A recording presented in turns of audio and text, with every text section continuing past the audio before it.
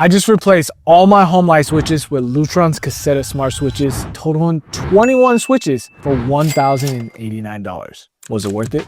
In this video, I will show you the installation of 4 types of Caseta switches: the Diva Smart Dimmer, the Claro Smart Switch, the Claro Accessory Switch, and even the Smart Lamp Dimmer Switch with the Pico remote. I'll show you the difference between installing it on a single pole, 3-way, and 4-way switch system, show you the Smart Assistant integration and features with HomeKit, and review if it was worth the $1,089 investment. First things first, Lutron switches require a hub. Some people don't like hubs, but in my experience, hubs actually make the product more reliable since they are made specifically for that product and help when the internet is down. And there is no Matter support yet for Lutron switches. Installation is super easy. Just plug the hub into a power source and also connect through an Ethernet port. Then you just go to the App Store and download and open the Lutron app. Here you'll create an account, then follow the steps to set up a new Caseta system, and then hit Discover for the hub to connect, and that's it.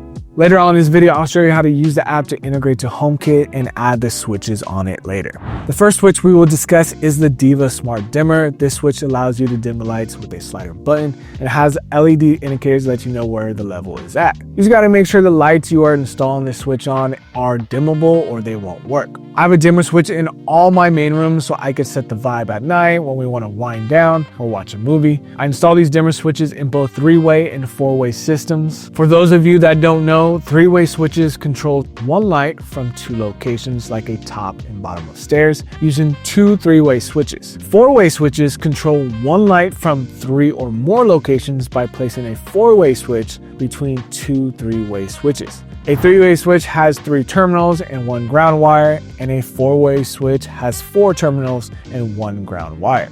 And before installing, I do recommend turning off the power for that switch. For this project, you're gonna need a flathead, a screwdriver, and possibly a wire cutter and stripper, depending on your old switches. Also, I have a voltage tester, which is handy to make sure no power is coming to the switch when you are playing with the wires, but this is not necessary if the power is off. Then simply unscrew the old switch and pull it out to expose the wires. It's important to note that the black screw on the old switch typically identifies your common terminal, and the brass screws are the traveler terminals. Or you can use a multimeter to identify the common wire. Then you can use electrical tape or something to mark the wire if you're worried that you will forget which one it is later. Then before removing the old switch, I like to double check the power is off by using a voltage tester. Once I feel comfortable, then I unscrew the wires. Now, if you're having trouble unscrewing the wires, then you might need to cut and strip the wires like I had to do in order for me to connect the wires later. Now, when connecting the Lutron Diva switch, you will notice that there is no white wire, meaning we do not need any neutral wire connection,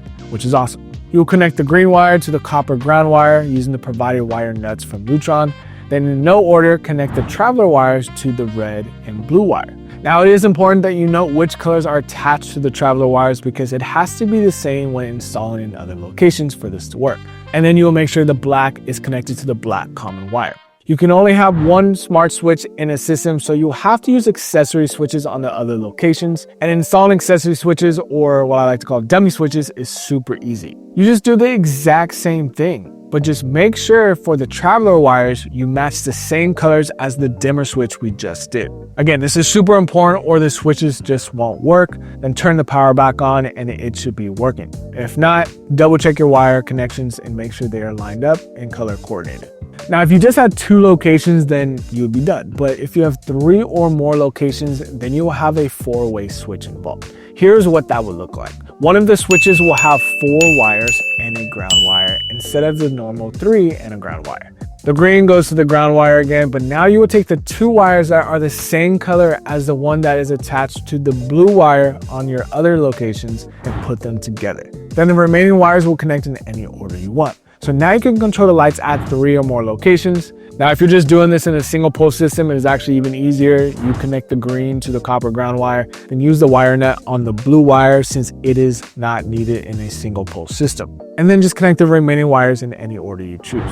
We'll also do our next switch, the Claro Smart Switch, in a single pole system so you can see how that works, but it is a slightly different wiring system, so don't copy exactly what we just went over for the Diva. But quickly before we get into that, we got today's video sponsor, CoolShell. CoolShell is a premium brand whose goal is to create cooler lifestyle tech. And they just released their new 3-in-1 MagSafe charging wireless power bank. And not only does it have 25-watt fast charging, 10,000 milliamps of battery, and a kickstand, but with the simple slide out, you get this additional magnetic charger for your Apple Watch or AirPods. You can then prop it up to allow for both vertical and horizontal viewing. And on the side, you get a USB-C port that allows you to charge one extra device at the same time, making this a 3-in-1 charging power bank. This is definitely a must-have travel accessory, and it's actually one of a kind. I haven't seen anything like this before.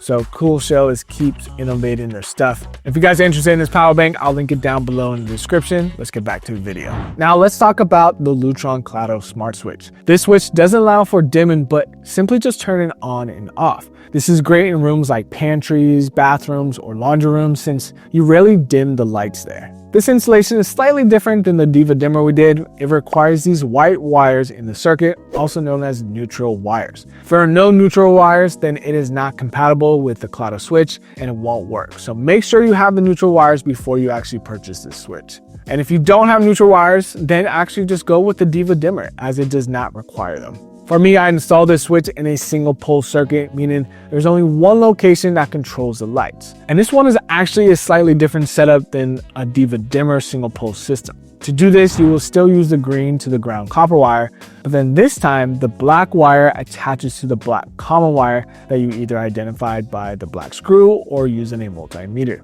And then the red wire attaches to the other black wire. Then you will just cap the blue wire in this situation because it is a single pole switch. Then you'll take the white wire and attach it to the 2 white wires coming from the wall. Now, if this was a 3-way or 4-way switch, you would install it just like the Diva dimmer, an accessory switch, where the copper wire goes to the green, the red wire goes to the black common wire, then the remaining black and blue wires will connect to the black and colored wire, and then again attach the neutral wires. You would just need to know which colors you connected to which so you could keep consistent throughout the other locations, or again, it won't work.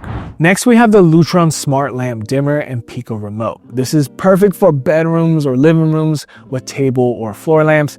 And a pro tip, you can actually use the Pico Remote to replace switches as well to get multiple dimmers in one system. For me, I decided to set this up in 2 rooms that had table lamps. To set up the smart lamp dimmer, you just gotta make sure the lamps you want to connect is on, and then you unplug them. The smart lamp dimmer has 2 outlets, so you could connect up to 2 lamps. And for me, I was actually able to use an extension cord on the further lamp so it could reach the plug. And then from there, you plug the smart dimmer into the wall outlet and then plug in the 2 lamps. Then to pair the Pico Remote to the dimmer, you hold the off button on the smart lamp dimmer until it blinks, and hold the off button on the Pico Remote for 6 seconds until it connects or the lamp blinks. Now the Pico Remote allows you to turn on and off the lamps and adjust the brightness. And in the middle, you have what's called a favorite button. This is preset to 50% dim, but you can change this by changing the dim level from the smart lamp dimmer. And then once you found your desired brightness, you just hold down the favorite button on the Pico Remote until the LED blinks twice, and now it is safe. Pico Remotes can actually be used with any type of switches, not just the smart lamp switch.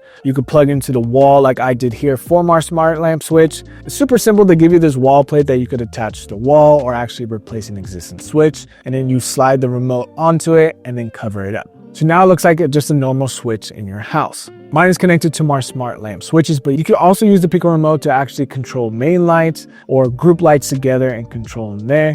The Pico Remote is a great tool, especially if you want to have 2 locations be able to dim lights. Now, my favorite part about Lutron switches is that you can control them all through Apple HomeKit. To do this, you'll go into the Lutron app and go to settings and integrate the app with your HomeKit app.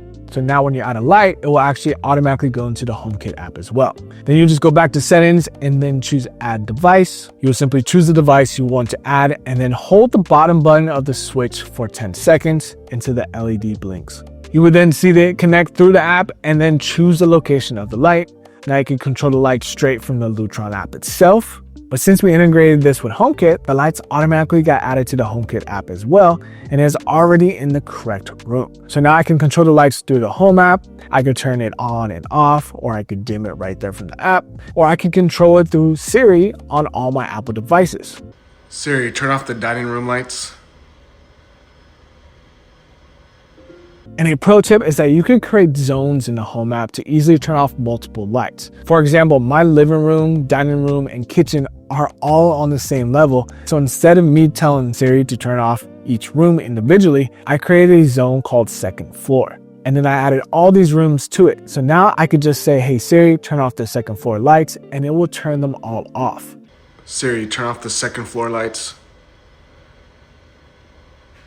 And to take it a step further, you could actually set up scenes and automations with these lights. You could create a movie time scene to dim certain lights, or my favorite is to pair the light with a sensor. For example, I have a door sensor on my pantry door that I use to create an automation for when my pantry door opens, the lights will turn on. And when the pantry door closes, it will automatically turn off. And what's also cool is when your light is dimmed, but you want it to quickly go to full brightness, instead of moving the slider, you could just double click the top paddle to go full brightness. Now let's talk about the reliability of these switches and if me spending over $1,000 was even worth it. So I've been using these lights now for a few months, and both my wife and I use the smart features every day. And again, this video is not sponsored, and even if it was, you will always get my honest opinion, which is these things work perfectly. Super reliable. I have not experienced any issues with lights not working or staying connected. I do believe the hub has helped out with this a lot, and Lutron is such a trusted brand nowadays for the reliability. So I think there's no problem going forward and buying these. From our experience, we still use them like normal switches when we walk by, but we also use Siri a lot to control the lights from the couch or when our hands are full. I especially like the smart capabilities in a nursery, since a lot of times I'm holding my son and when I need the lights off, I could just say, hey Siri, turn off the lights, and boom, they turn off. And the sensor and the smart light combo is so good that I'll probably invest in more sensors to create some more light automations. And a nice plus is that they look really aesthetic as well, even better than my previous switches. So personally, I think it was 100% worth the $1,000 investment. I get all the smart features and ability to do automations without having to worry about failed lights, which itself is worth the money.